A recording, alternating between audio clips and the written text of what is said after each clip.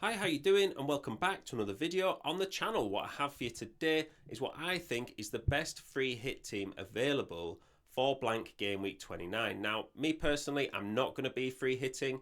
I would rather use mine in a double game week, but I do understand why a lot of you will be. Maybe you have got some transfer issues, some injuries that you kind of want to see how they go mid to long term before you transfer them out, or you've got a lot of blank players for game week 29 that you want to keep from game week 30 onwards. Hopefully this video will help you out, even if you don't copy the team.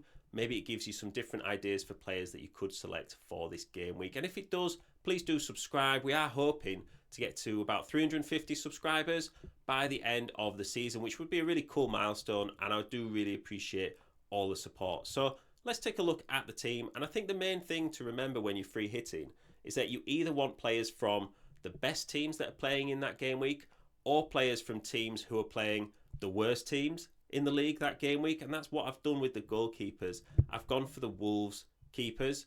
Now, the reason that I've gone for two from the same team is that if one of them doesn't play, the other one will. It doesn't matter what's on my bench necessarily in a blank game week or when you're using a free hit, because next week all these players are out of your team anyway.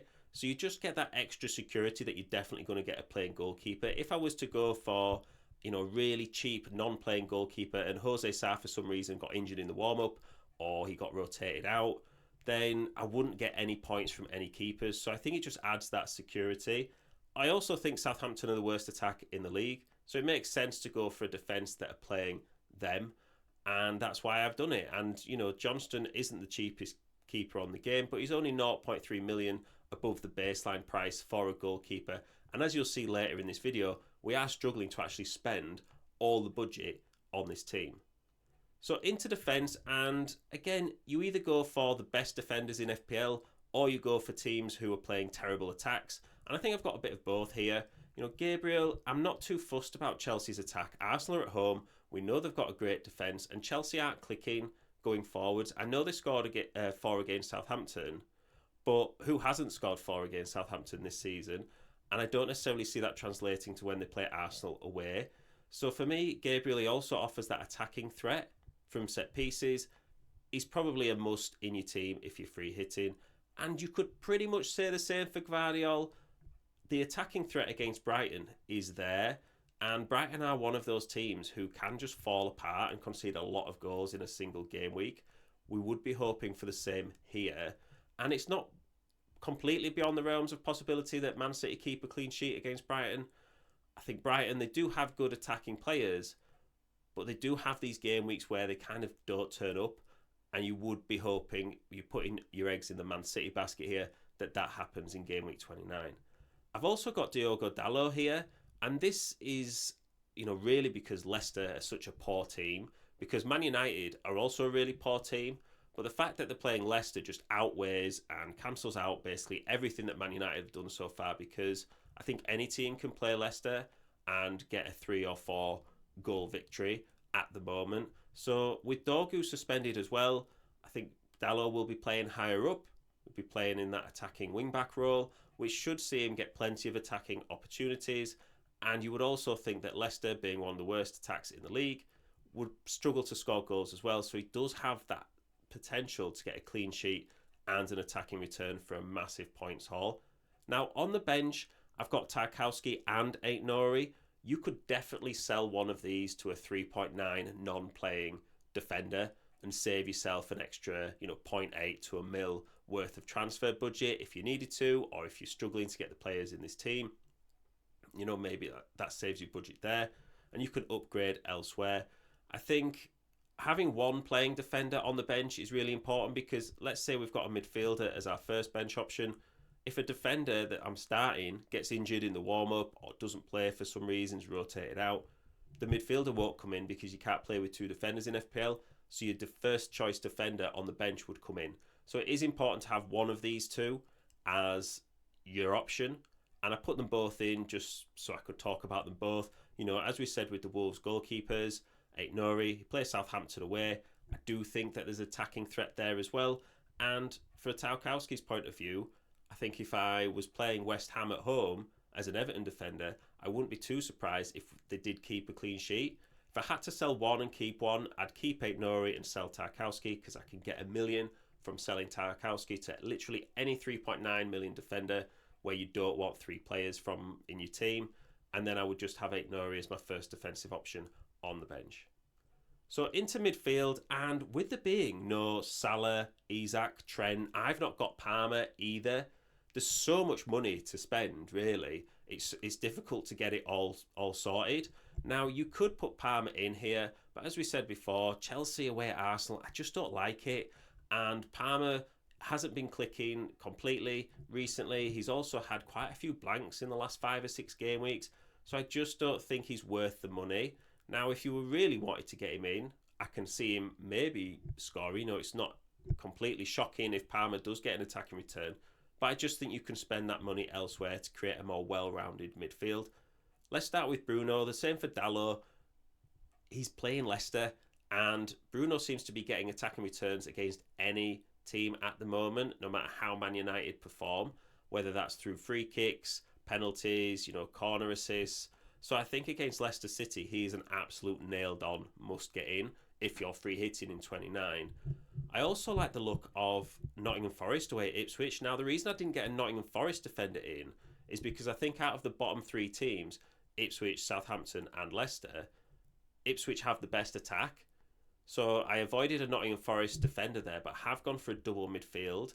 Gibbs White is on the bench just because Elanga, I think, plays further forward and has that potential to get a bigger points haul. You might say Gibbs White kind of ticks along more consistently and we might get you an assist more often than Elanga does, but when Elanga returns, he seems to get a couple of returns and then that higher points potential is there. But that's completely up to your choice in which way you want to go in terms of this selection.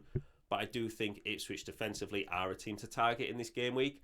And then I've got Kluivert and Mbeumo playing each other, which might look a little bit strange. Normally you want to go for one team, but I think A, this match is quite hard to predict, Bournemouth versus Brentford, and B, they're not defenders, so it's not like you've got 2 defenders playing each other and then when one team scores, your scoring potential for that defender has completely gone.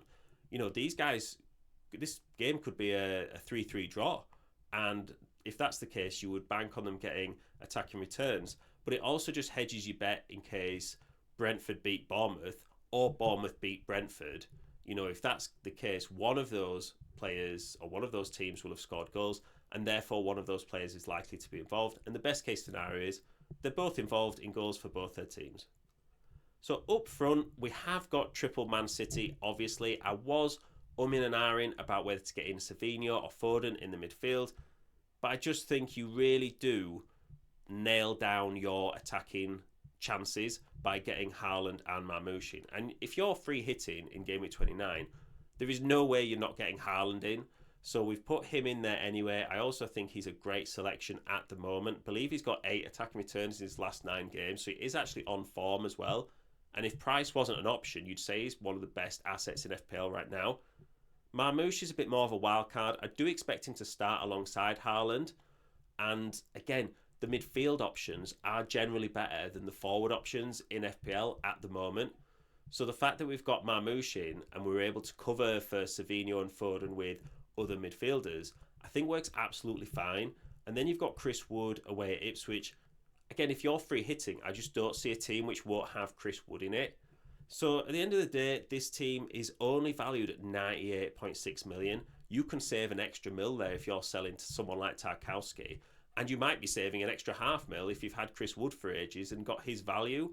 This is if we're buying these players from scratch. So if you already own some of them and they've gone up in price, then you've got even extra more money to spend.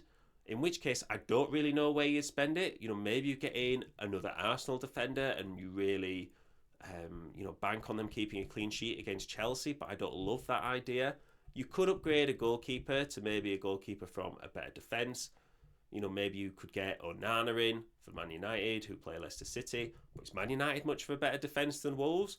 I'm not too sure. So I am quite happy with the team. And the strengths are, like we talked about at the start, is that it targets the good teams. Your Arsenals, your Man Cities. You could even say your Nottingham Forest. And then it also targets teams who are playing bad opposition or worse opposition, such as teams that are playing Leicester, Ipswich, and Southampton. So the weaknesses are potentially too strong of a bench, but I think you could easily trim that down, like we said, by just cutting down one of those defenders. I think you only really need, playing midfielder and a playing defender, someone who's got good opposition. And you do have to remember that a weakness of using your free hit right now is that it doesn't solve your injury and suspension issues. If you're looking at your team and you've got, Cunha, Mateta, Lewis Hall, Anthony Gordon, and you're thinking, I just don't want to deal with that right now. I just want a free hit. Those players will still be there when you get back. So if you're motivated to use a free hit because that's what you plan to do anyway, and then you want those players afterwards, that's absolutely fine. But if you're just doing it as a bit of a quick fix, I would just be careful, and I do think there are some good options in which to use them in the future. So my end advice would be, if you can get 9-10 players out this game week, just don't use your free hit. Especially if you've got good quality players, maybe you've got Bruno, maybe you've got Chris Wood, maybe you've already got someone like Haaland, Clivert and Buemo. If you've got players like that, I wouldn't free hit, because I do think that it's quality over quantity. And if you've got those players, you can just ride it out and save that free hit for a double game week in the future with a higher upside, because you also have to think of when those doubles come round and you don't have a free hit, are you going to regret it? So hopefully that's given you a bit of ideas on what to think about. And let me know if you're free hitting as well. Let me know what you think about this team, if there's anyone that I've missed. But if you are free hitting, who are you getting in, and what does your team situation look like, and how many players do you actually have if you're not free hitting to get out in game week 29? I think I personally will have 10, but I'll know that for sure when I put out my preview video in a couple of days. So thank you very much for listening. Hopefully you've had a good game week, and I will see you in the next one.